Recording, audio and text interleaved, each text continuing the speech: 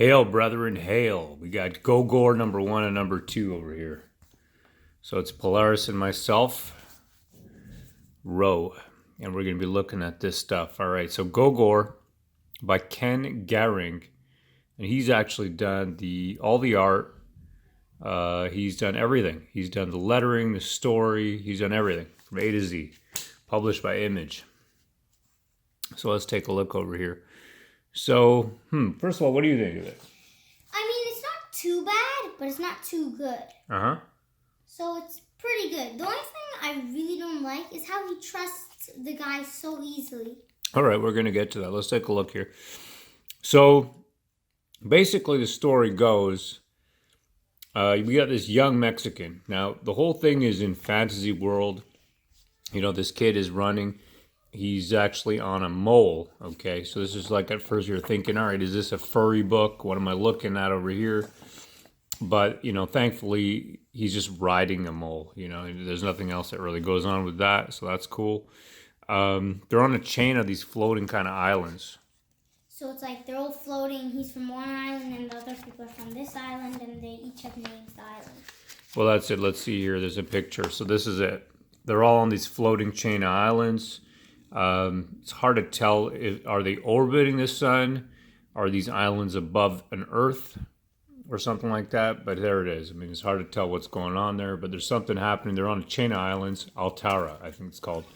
Now, you know, you start off with this Mexican boy, and you're thinking, okay, well, he's a brown-skinned kid. You know, you're in a strange world where everyone's got a weird name. You know, he meets a character named Wexel and, you know, some other character named Lem. But for some reason, his name is Armano. Okay, so we got a Mexican in a fantastic world. It's kind of weird, but there you go. Let's see here. So the story is he's being chased by some guys who look like basically jackbooted thugs, and he escapes by jumping off onto another one of these floating worlds. I think the art's not bad. I mean, I wouldn't say it's great, but it's not bad. I mean, for a dude to put everything together, I mean, I got to give him respect for doing all the work. I mean, it's a hell of a lot of work to do everything yourself. So there it is, man, Ken Garing. I think when I'm reading it, I think the guy's creative. You know, he's creative, but at the same time, it's like there's some woke stuff in here just for the hell of it. There's like no reason for it to be in there, but let me see here off screen. I don't want to show everything.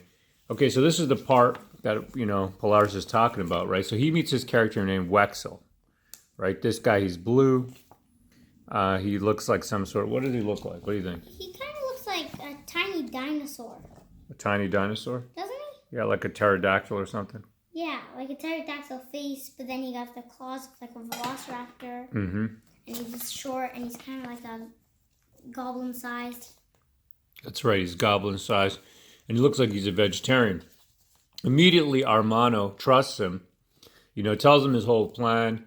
He's like completely naive. I mean, I don't know. It's kind of strange. He's running because he's got this scroll, magic scroll that he's been given. His whole family has been, and his family in his academy of the national arts has been under some kind of, these jackbooted thugs have come in trying to take over their land.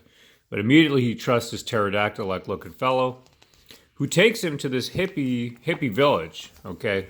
This hippie village. And this is what I'm talking about. So far there's no woke stuff. Everything's cool. It's like some kind of adventure story, you know? And, I mean, this is where Gogor is going to come into it. And I think it's creative. I think it was, you know, this to come up with this idea that this creature is living under, well, he can be summoned. He grows, doesn't he, under the ground? Extremely quick when you say the words of the scroll. Right, but then you got this scene over here. It's like this hippie scene. It's just, what the hell's going on? Now, where is this coming in? I mean, first of all, you got the kid named Armano when everybody else is, you know, it's like you're in an alien world. I don't get it, but there it is. I mean, look at this over here. Look at that. I mean, that's kind of, it's a little off-putting to put it at least.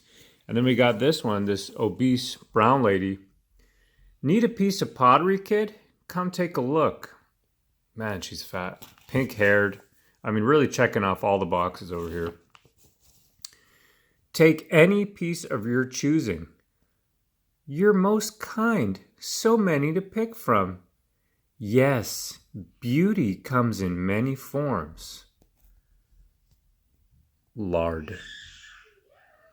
I mean, when you see a woman like this, Plus, what are you thinking? What's like? I don't know. She must have eaten a lot to get like that. Pour me a drink, kid. I'm getting low on this thing. I mean, this is it. It's kind of strange for this to be part of the story. I don't get it. I don't get, this, there's nothing, you don't see this. It's just, there's nothing before or after to, what are you talking about? It's just like a lesson. Yes, beauty comes in many forms. From this large black lady. She's not black, she's a brown girl, super fat obese with pink hair. And then you got this creature right here. I mean, that's really, wow, that's kind of off-putting. I mean, to say that belly, what the hell am I looking at here? Really gross, you know what I mean? Gross kind of characters. Got these dirty hippies here in the corner. He's got fleas. And you know what a hippie is? No. It's sort of people like who are dirty, okay, and they didn't want to get along in reality and live a normal life. Instead, they sort of wanted to cover themselves in mud and roll around. So basically they want to live an odd life. Yeah, an odd life. They want to kind of take drugs and, just get high and... so weird. Yeah, exactly. This is it. You don't want to be one of those. Yeah. Yeah, that's it. Anyway, so then let's just say that, at the end of the book over here, they end up summoning Gogor, right? So Gogor is this creature. They summon him. And he says first words, grog, grog. What do you think? I mean, this is, when I first saw this, I'm thinking, okay, is this like a Hulk or what? But he's kind of Hulk and Swamp Thing mixed.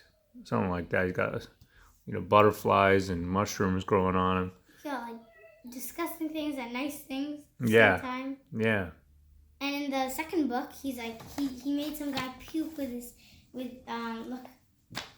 All right, so here's the second book. Let's see. So what are you talking about? So, when he's like, he makes the guy puke, like, skip a couple pages. Sure.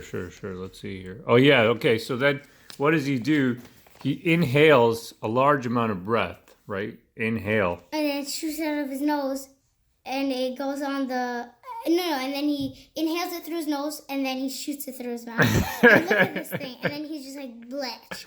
So his superpower He's disgust. is to make you sick.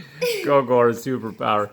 One of his superpowers, I guess, he's got massive strength, but it's to literally turn clean air into turd air. That's so funny. Right? I mean, not bad art. Kids think it's funny. I can see it, man. I mean, there's some creativity here. Definitely, there is. And then, this part right here, you're talking about this. What's this thing? How he balls him all the guys up. So he's like, they say thanks, and then he's just like, he takes all the guys, and then he crunches them. Yep. Crack, crunch, pop into a ball and twist them up, and then he just goes chuck away. Boom. To the next island. That's it, man. That's it. All right, cool. So he's obviously really strong, Gogor. And then it continues. But there's another thing I don't like. If you go back and look at their rifles, it just kind of looks like wooden planks. Let's take a look at them. Whereabouts? Oh, yeah, right over here. See, like, it's just like a wooden plank. Yeah. You can't really see, like, detail. Like, how come everything else is in color and you don't see, like, the lines on the gun and, like it's just, like, looks like wood carved into the shape and then shooting. Yeah, I guess you're right. When I first saw it, I thought it was just, like, a stick shaped thing. Interesting. All right, Until okay. I saw, like, the shooting it and he's, like, gone. So they go on an adventure, and, what happens is they end up in this gondola piloted by the hippies. Right there. So the hippies are taking them round and round. I would say to a swamp. Exactly. Now all of a sudden you got this character comes in. Okay, so they're after them now. He looks like a very strong salamander. All right. And, they end up with the hippies in a gondola flying around. And I'll skip a little bit through it, but let's say that, okay, so it seems like to get published by Image, you need to have at least one woke scene in every book, a minimum. Okay, so far I'm counting that, in the other book was the obese, pink-haired lady. Beauty comes in all shapes and sizes. Get the kids thinking this is normal. And he's a Mexican in a fantastic world, which is kind of weird. But anyways, and then here, now this one really kind of hits you over the head with it. So he ends up with these little cretins, right? I mean, these little green dirt babies. Yeah, they're like kind of like, they're like shrinked goblins, except they're like more human-y. Yeah. So like a human, like a goblin, and then like thinner and more human, and can talk, and then shrinks a bit more, and then you get what these guys are called. Right on. All right. That's how you form them. So now you find out, and they start to relate to Armano the story about them, okay? And this is it, and this is like basically a retelling of colonialism. This is what it is, okay? So, however, during the Blotted Age, a swath of swamps was drained by invaders. They used the land and water to grow massive quantities of a single crop, a type of grass, a grain that the invaders had learned to master and replicate. The bogland, once varied and lush, was made flat and sterile, and captive bog folk were forced to work in grain fields. The enslaved ate the grain, and in time they changed. Their bodies, once lithe and strong, became bloated and slumped. Their minds became tepid, and their hearts held no fire. But those who stayed in the bog and ate from the bog made no change and fought back. Then one day, without notice, the invaders vanished. The captive bog folk were freed and absorbed back into the tribe. I mean, it's like straight up some kind of retelling colonialism, and this is really who the enemy is. It's these, like a colonial force who once enslaved these little people and made them work the land and eat grain. So I was just looking, when I saw this and I was reading this, I'm like, oh man, can you try and get a little more creative with what your enemies are there for? I don't know. It's just so transparent.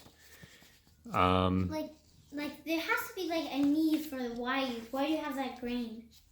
Yeah, well, I guess they were just eating it. And the book ends, the end, where they meet this voodoo witch.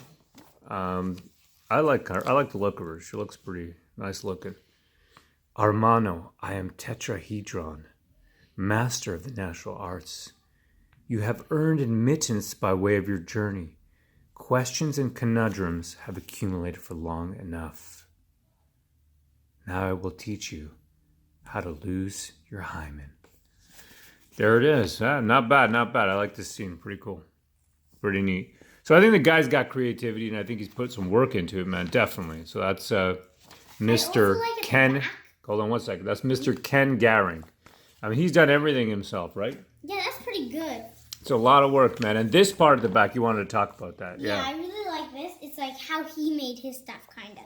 Right. So he's got a staff that's sort of like a Swiss Army knife staff, right? Except it's long and...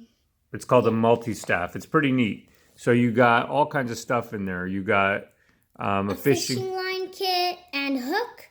And then you got a tinder kit, which contains flint, striker, and a moss ball. And then you got a knife. And then you got a telescope. And then you got a blowgun with a lead ball. And then you got an attachable harpoon tip. That's right, to slay that poon. So there it is. I mean, this is pretty neat. And he has to, so to make it, he like finds bamboo. You gotta hollow it yourself. And then you gotta polish it. You gotta mine the ore yourself. The student has to do it. And then make the weapons and make it, and then your teacher like says it's good work or it's bad. That's right. You redo it. That's why it's best to try and make your best, because then you just have to redo that. That was a good drink, man. What is that? That's 4 Roses. Tasty, man. Bourbon. I gotta say, Ken Garing, he's got creativity, no doubt about it. Only other thing that stuck out was Gogor, right? He can't speak. Whatever. He's like the Hulk. Okay, but all of a sudden, at one point in the book, he can speak, and he speaks like, the Gray Hulk or something. He's actually intelligent. Hold on a second. Here it is. Where is it? Yeah, so it's kind of hard to... Yeah, 1 second. No, 1 second.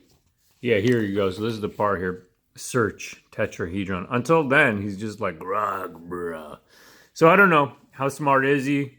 You know, we'll see. I don't know. We'll figure it out. But there it is. Ken Garing. Cool, man. I mean, pretty good effort. Solid. Not bad. What do you think? It's pretty good. Yeah.